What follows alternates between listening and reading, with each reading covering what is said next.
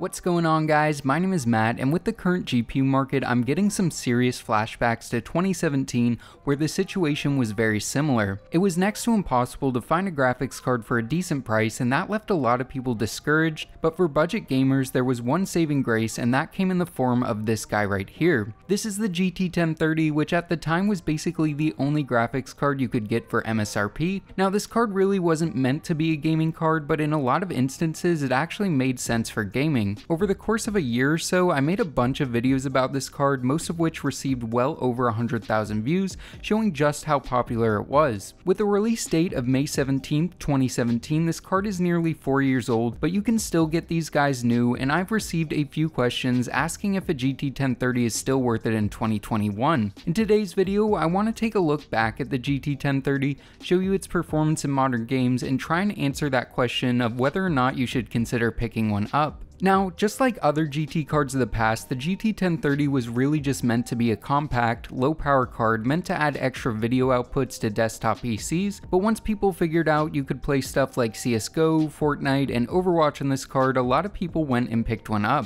With that being said, a lot of popular games have come out between the last time I used this card and now, so I've been curious of how this card would handle a game like Warzone or Apex Legends. The GT 1030 I have here is the MSI OC edition. This is a passively cooled version, which I'll talk about more later in the video, but the most important thing to note is that this version has GDDR5 video memory. The original GT 1030s all have this GDDR5 video memory, but nearly a year after the original release, Nvidia silently released a version that they call the GT 1030 D4. The D4 in the name signifies that those cards have DDR4 memory. Now, they continue to sell both cards, and other than the memory, the specs are almost identical, so you might be thinking, what's the big deal? Well, going from GDDR5 to DDR4 has a significant effect on memory bandwidth and in turn gaming performance. And right on Nvidia's website, you can see the listed memory bandwidth of the D4 version has almost 1/3 of the listed bandwidth compared to the original. I actually did a comparison video between the two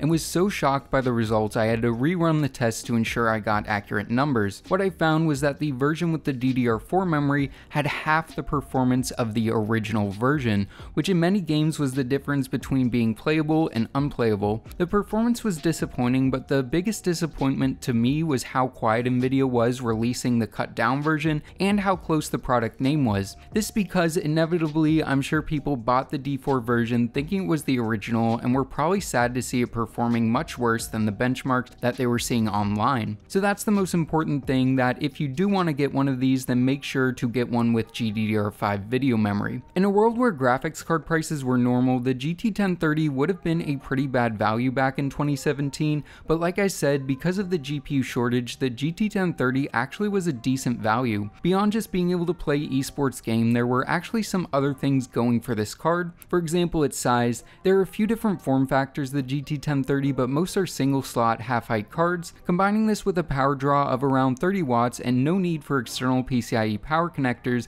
means these GT 1030s worked with basically any system that has a 16x PCIe slot. A really great use case for this card is popping it into an old slimline pre-built like this Dell. This is because it was a cheap and fast way to make an old PC like this into a gaming PC. These systems can be found super cheap and many times even free. They usually have Intel 2nd gen core processors, and with a few upgrades can be made to be a pretty decent esports gaming PC. Moving back to the GT 1030 itself, in terms of specs, it's definitely aging a lot, but with 2 GB of video memory, it's still fine today if all you're doing is playing light esports games. This MSI version is low profile, but it is a dual slot card because of its heatsink. This card is so low power that it actually can be passively cooled, which is pretty interesting. Taking the cooler off, we can see that this heatsink is basically just a big hunk of aluminum, which is fine, and you'll be able to see temps later in the benchmark section of the video. One other nice thing is the fact this card comes with both a full height and low profile bracket. To change these, you just have to remove 2 screws,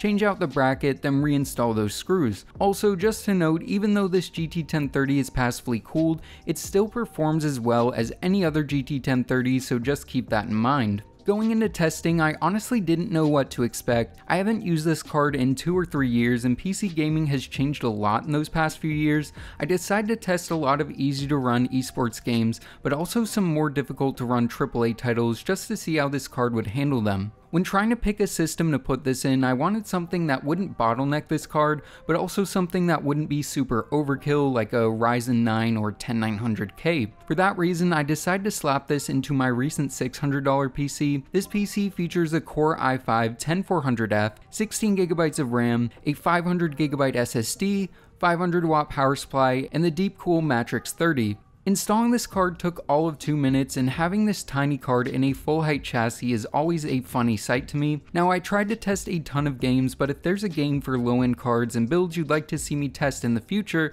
let me know in the comments below. When talking about low end systems, I'm beginning to recommend more and more people run games at 720p. Yes, I know 1080p has been the standard for quite some time now, but going down to 720p allows for higher FPS and smoother gameplay in most titles. For that reason, I tested the majority of these games at 720p. So with all that out of the way, let's talk about temps and performance. In terms of temps while gaming, and while the utilization was at nearly 100%, this card stayed in the mid to upper 60s. This is pretty good in my opinion, taking into account the fact this is passively cooled and the system only has one case fan total. For gaming benchmarks, let's start things off with Fortnite, one of the games that a lot of people bought this card for.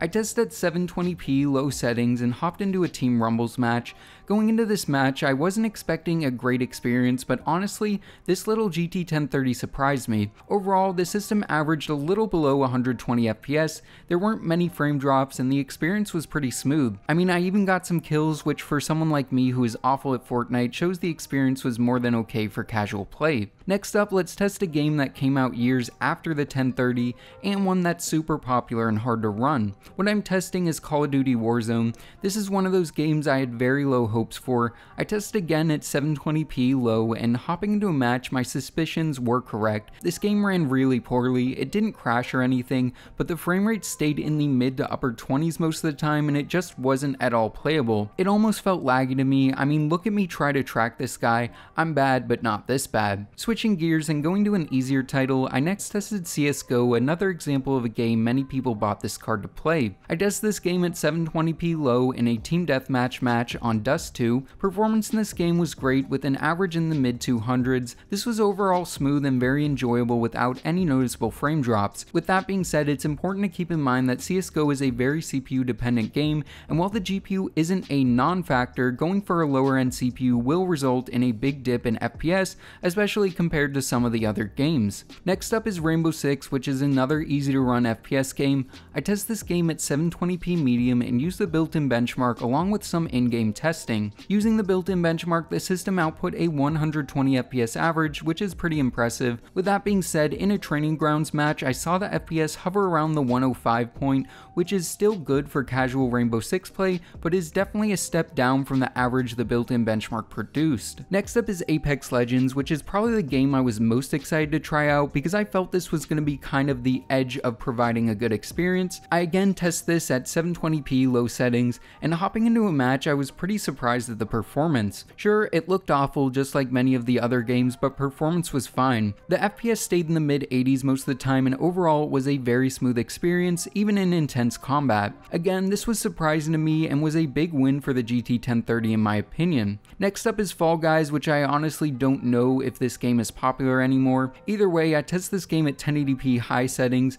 Doing this resulted in a locked 60 FPS, which was a very smooth experience and shows that this game can run on pretty much any modern computer, even probably with integrated graphics. Next, let's talk about AAA titles. I tested 2 of them just for fun, and let's start things off by talking about Borderlands 3. This game I tested at 720p low, and in the built-in benchmark it received an unimpressive 34 FPS average. I also tested this in-game and saw very similar performance. This is a game that's very much on the edge of being playable and definitely not what I would consider an enjoyable experience. Finally, I tested Shadow the Tomb Raider again at 720p low. Doing this resulted in a surprising 46 FPS average, which is decent for a hard to run game like this. All in all, looking at these results, I was pleasantly surprised at how well this card performs right now, and am starting to remember why this was considered such a budget beast back in 2017. Now yes, we can see a lot of games aren't playable on this card, even at 720p low, but this isn't a card people buy to play the latest and greatest AAA titles.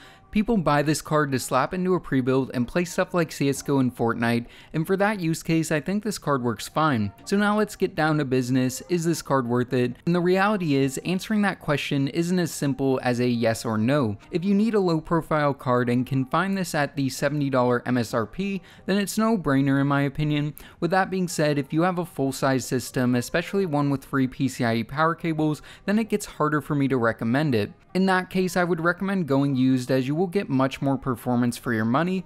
With all that being said, ultimately the decision of whether or not this card is worth it is up to you. If you want a new card for playing stuff like CSGO and Fortnite and can find it at a decent price, then sure, you may want to grab it. But if you want something that's going to last you for years to come and play AAA titles, then this card is definitely not for you. Overall, the GT1030 is a pretty interesting card for how it performs in games, and I'm really hoping Nvidia releases a GT1630 or something that'll give us more performance in the same size and with the same power draw.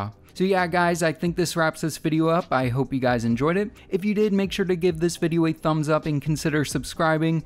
And as always, this is Matt from Tech by Matt, signing out.